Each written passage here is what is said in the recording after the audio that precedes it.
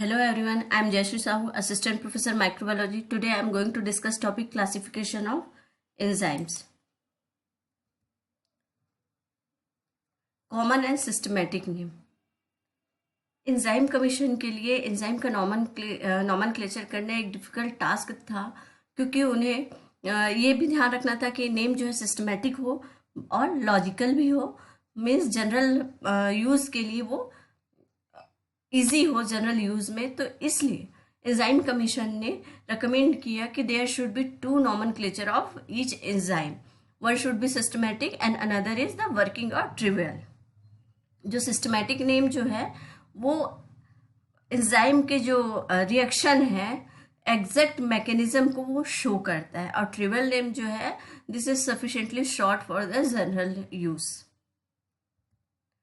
Trivial name of enzyme, ये simple name है जो जनरल यूज के लिए इजी होता है। नेम के लास्ट में, एंजाइम के नेम के लास्ट में ASE रहेगा, और एंजाइम का जो नॉमनक्लेचर किया गया था उसके कुछ बेसिस थे। First is the type of substrate they act upon, मतलब जिस सबस्ट्रेट पे ये एक्ट करते हैं, जिस सबस्ट्रेट में रिएक्शन ये परफॉर्म करते हैं, उस सबस्ट्रेट के नाम पे। फॉर एग्जांपल सुक्रेस या माल्टेस। माल्टेस वे एंजाइम है जो माल्टोज सबस्ट्रेट पे ये एक्ट करते हैं। सुक्रेज जो है वे एंजाइम है जो सुक्रोज का रिएक्शन करते हैं। तो on the basis of substrate nomenclature ऐसा दिया गया। सेकेंड बेसिस जो है वो है type of reaction they catalyse. For example oxidase. Oxidase enzyme वे एंजाइम है जो ऑक्सीडेशन प्रोसेस करते हैं। थर्ड बेसिस था सोर्स, जहां से ये मिले हैं, जैसे कि रेनिन। रेनिन जो है वो किडनी से, सबसे पहले किडनी से इसको प्राप्त किया गया था, डिस्कवर जब किया गया था। तो रेनिन जो है, रेन जो वर्ड है वो लेटिन का किडनी को लैटिन में रेन कहते हैं। तो किडनी से प्राप्त हुआ इसलिए इसका नाम रेनिन रखा गया। तो सोर्स जहां से प्राप्त हुआ वहां से रखा। थर्ड, जब एंजाइम डिस्कवर हुए तो उस समय इनका ब्रॉड एक्शन पता था, एग्जैक्ट मैकेनिज्म, एग्जैक्ट जो रिएक्शन है, टाइप ऑफ रिएक्शन वो नहीं पता था, इनका ब्रॉड वर्क पता था। तो उस बेस पे भी इनका नॉमनक्लेचर किया गया, जैसा कि ट्रिप्सिन, पेप्सिन, ये डाइजेस्टिव एंजाइम है तो इनको उस बेस पे नाम दिया गया। इनका कोई पर्टिकुलर एकदम से हिस्टोरिकल इसका वो नहीं है नॉमनक्लेचर का।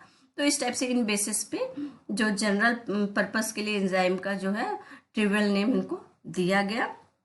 Next is the systematic name. Systematic name जो है this is given by the International Union of Biochemistry. According to this system, in systematic name should have substrate name in first word and name of reaction, type of reaction they catalyze in the second part of the enzyme name, और second part of enzyme name में ASE इसमें suffix के रूप में present होता है।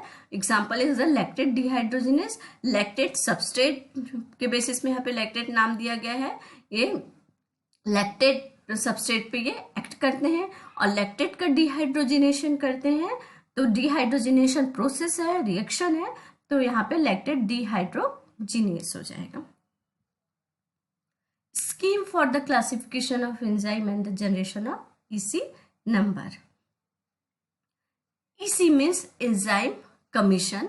Enzyme commission ने अपनी फर्स्ट रिपोर्ट 1961 में दिया, जिसे international Union of biochemistry report कहा गया। उसके बेस पे उन्होंने उस रिपोर्ट में एंजाइम को उनके वर्क के बेसिस पे रिएक्शन दे कैटेलाइज, इस बेस पे होल एंजाइम को 6 क्लास में उन्होंने डिवाइड किया, और 6 क्लास को EC1 to EC6 तक नाम दिया गया। और जो 6 जो क्लासेस हैं उसका जो बेसिस है क्लासिफिकेशन का, वो सिर्फ रिएक्शन दे कैटेलाइज पे ही फोकस किया गया। किस टाइप के रिएक्शन ये कैटेलाइज करते हैं, इसमें प्रोटीन का स्ट्रक्चर, इसके एमिनो एसिड सीक्वेंस, इस सब को ध्यान नहीं दिया गया। सिर्फ इनके वे ऑफ कैटेलाइजिंग रिएक्शन को ही इस पे मेन बेसिस मान के इनको 6 कैटेगरी में या 6 क्लास में डिवाइड किया गया। EC1, EC2, EC3, EC4, EC5, EC6।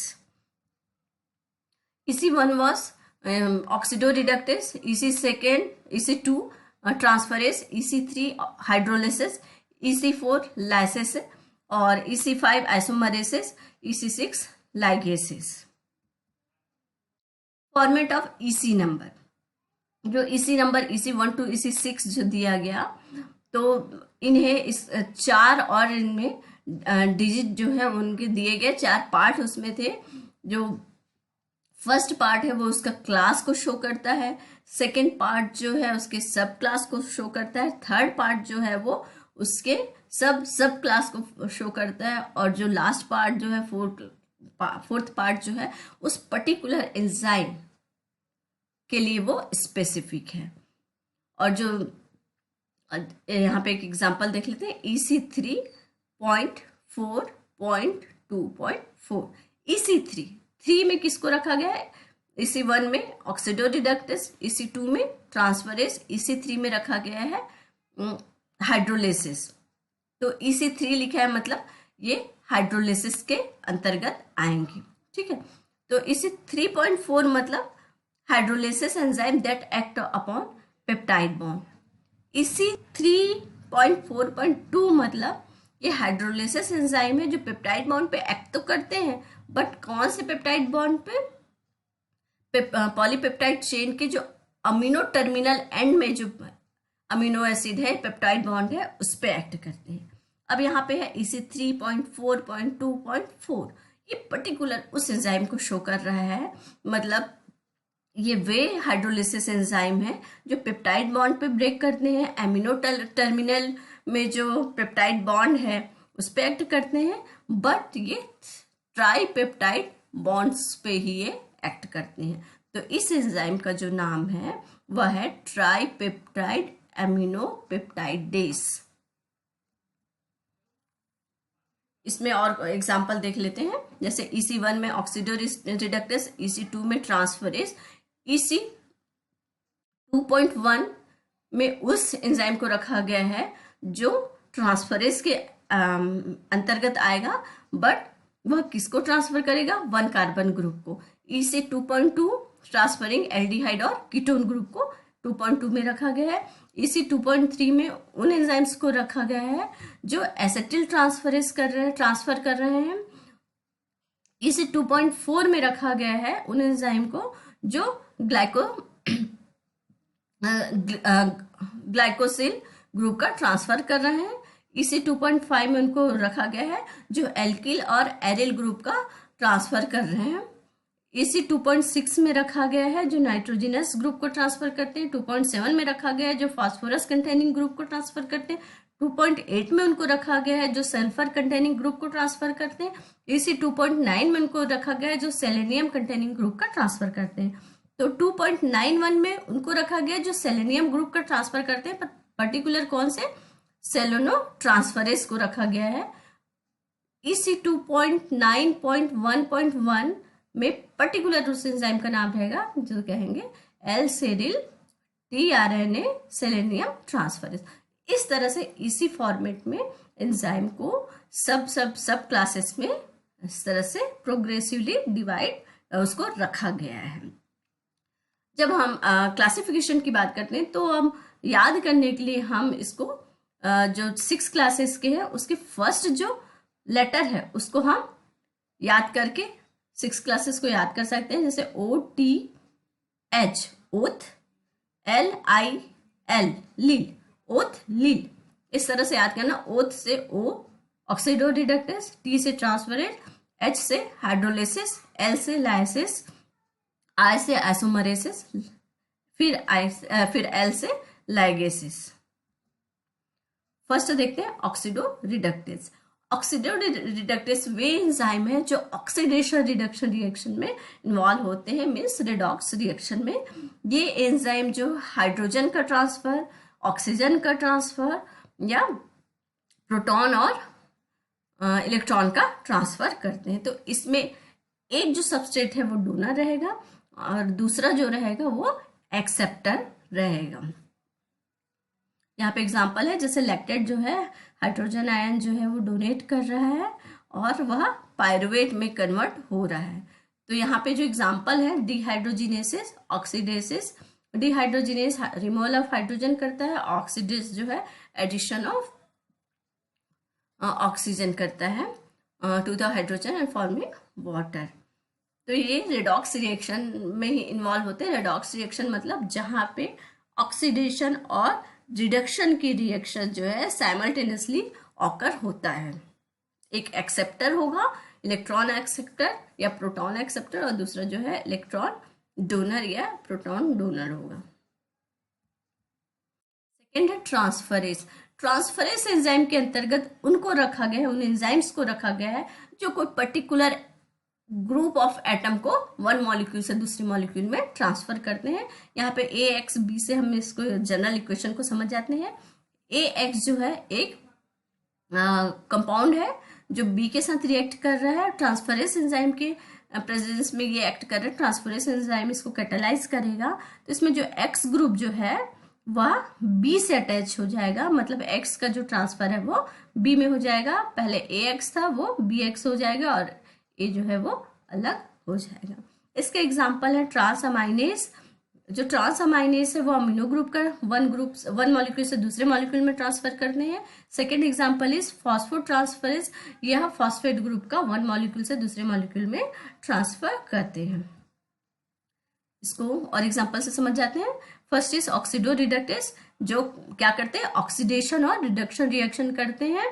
इसके एग्जाम्पल है ऑक्सीडेसिस, रिडक्टेज और डिहाइड्रोजिनेस। ऑक्सीडेस का वर्क क्या है ऑक्सीडेशन करना, रिडक्टेज का वर्क है रिडक्शन करना, डिहाइड्रोजिनेस का वर्क है removal of hydrogen ion from to form double bonds. इसके एग्जाम्पल एथेनॉल है। यहाँ पे इसका डिहाइड्रोजिनेशन होगा और जो हाइड्रोजन यहाँ से रिमूव होगा उसको NAD+ एक्सेप्ट करेगा और इथेनॉल जो है वो एसिटल्डिहाइड में कन्वर्ट हो जाएगा और NAD+ है वो NADH में कन्वर्ट हो जाएगा। तो यहाँ पे एक एक्सेप्टर है तो एक डोनर है। यहाँ पे ट्रांसफरेज यहाँ पे एग्जाम्पल है अमीनो ग्रुप का ट्रांसफर। इसके एग्जाम्पल है काइनेसिस एंजाइम जो है और ट्रांसअमाइनेसिस। ट्रांसअमाइनेसिस जो है transfer of amino group and kinesis है वो फॉस्फेट ग्रुप का ट्रांसफर करेंगे। यहाँ पे जो अमीनो ग्रुप है उसका ट्रांसफर हो रहा है, अल्फा कीटोग्लूट्रेट उसको एक्सेप्ट कर रहा है। फिर एलानाइन जो है वो अमीनो ग्रुप रिमूव होने से पायरुवेट में कन्वर्ट हो गया और अल्फा कीटोग्लूट्रेट अमीनो ग्रुप को एक्सेप्ट करके वो बन गया ग्लूटामेट। तो यहाँ पे ट्रांसफर हो रहा है अमीनो ग्रुप का। Third is hydrolysis. हाइड्रोलिसिस के अंतर्गत उन एंजाइम्स को रखा गया है जो सबस्ट्रेट को हाइड्रोजन H2O के एडिशन से ब्रेक डाउन करते हैं स्मॉलर मॉलिक्यूल में, मतलब हाइड्रोलाइसिस करते हैं। हाइड्रो मतलब H2O का एडिशन करके लाइसिस या ब्रेक डाउन करते हैं। उन एंजाइम को हाइड्रोलिसिस क्लास में रखा गया है। Break down of bigger molecule into the smaller molecule by the addition of H2O is called as hydrolysis, and the enzyme they performing hydrolysis are come under the group hydrolysis। इसका example है maltase.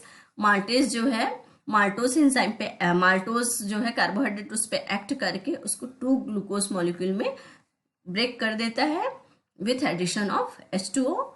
Lipase जो है वो lipid का hydrolysis करता है, उसमें H2O add करके उसको ब्रेक डाउन करता है फैटी एसिड और ग्लिसरॉल में। Next is the fourth EC4 is the lyases enzyme. Lyases enzyme जो है वो स्प्लिट तो करेंगे बिगर मॉलिक्यूल का, बट यहाँ पे हाइड्रोलिसिस नहीं होगा, ऑक्सीडेशन नहीं होगा। विदाउट एडिंग वाटर और without adding oxygen they break bigger compound into smaller compound. Break down करेगा, केमिकल बॉन्ड को ब्रेक करेगा विदाउट एडिंग वाटर और विदाउट एडिंग ऑक्सीजन। यहाँ पे एग्जांपल है डिकार्बोक्सिलेसेस। इसमें यह क्या करता है कार्बोक्सिल ग्रुप को रिमूव करता है और कार्बन डाइऑक्साइड को रिलीज करता है रेस्पिरेटरी सबस्ट्रेट में। इसको और देख लेते हैं। हाइड्रोलिसिस इसके एग्जांपल है पेप्टाइडेज, लाइपेज, अमाइलेज। पेप्टाइडेज क्या करेंगे पेप्टाइड बॉन्ड जो है उसमें उसका हाइड्रोलाइसिस करेंगे, H2O जोड़ के उसको ब्रेक करेंगे। लाइपेज जो है लिपिड पे एक्ट करेंगे, लिपिड में हाइड्रोलाइसिस करेंगे।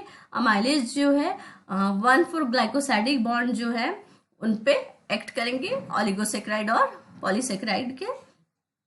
यहाँ पे है पॉलीपेप्टाइड का ये C टर्मिनल है। यहाँ पे H2O जब ऐड होगा तो ये जो भाग है पेप्टाइड का और ये दोनों भाग जो है डिवाइड हो जाएंगे और H2O जो है यहाँ पर से इसको ऐड हो जाएगा। यहाँ पे दो, यहाँ पे स्मॉलर पॉलीपेप्टाइड में ये कन्वर्ट हो गया। लाइसेस ये दो टाइप से एक्ट करेगा, या तो डबल बॉन्ड में H+ को जोड़ेगा या फिर कोई कंपाउंड से कोई कंपाउंड से स्मॉलर कंपाउंड को रिलीज करके वहां पे डबल बॉन्ड क्रिएट करेगा। तो पायरुवेट डिकार्बोक्सिलेज जो है वो यहाँ पे एक्ट कर रहा है और पायरुवेट को एसिटाल्डिहाइड में कन्वर्ट कर रहा है और एक CO2 रिलीज हो रहा है विदाउट एडिशन ऑफ ऑक्सीजन और without addition of H2O। They break bigger molecule and release smaller molecules. Isomerases, isomerases enzyme वे एंजाइम है जो एक मॉलिक्यूल को का रीअरेंजमेंट कर उसको दूसरे उसके कन्वर्ट करते हैं, दूसरे आइसोमर में उसको कन्वर्ट करते हैं। आइसोमर का मतलब होता है वे मॉलिक्यूल्स जिनका मॉलिक्यूलर फॉर्मूला सेम होता है बट इनका स्ट्रक्चरल फॉर्मूला या है वो डिफरेंट होता है, इसे हम आइसोमर्स कहते हैं। तो आइसोमर्स जो हैं वो इनका मॉलिक्यूलर फॉर्मूला सेम होगा और स्ट्रक्चरल फॉर्मूला अलग होगा, और आइसोमरेज जो एंजाइम है वो इनको एक फॉर्म से दूसरे फॉर्म में कन्वर्ट करते हैं। इसका जो बेस्ट एग्जांपल है वो है triose phosphate isomerase. Triose phosphate isomerase जो है डाईहाइड्रोक्सी एसीटोन फॉस्फेट को ग्लिसरॉल्डिहाइड 3 फॉस्फेट में कन्वर्ट कर रहे हैं। जो डाईहाइड्रोक्सी एसीटोन फॉस्फेट है वो कीटो फॉर्म है और ग्लिसरॉल्डिहाइड 3 फॉस्फेट है वो एल्डिहाइड फॉर्म है। जो ये दोनों मॉलिक्यूल जो है इनका मॉलिक्यूलर फॉर्मूला सेम है, बस स्ट्रक्चरली ये डिफरेंट है, एक कीटो फॉर्म है और एक एल्डिहाइड फॉर्म है। तो आइसोमरेज एक फॉर्म से दूसरे फॉर्म में मॉलिक्यूल को चेंज करते हैं पर इनका जो मॉलिक्यूलर फॉर्मूला है वो चेंज नहीं होता।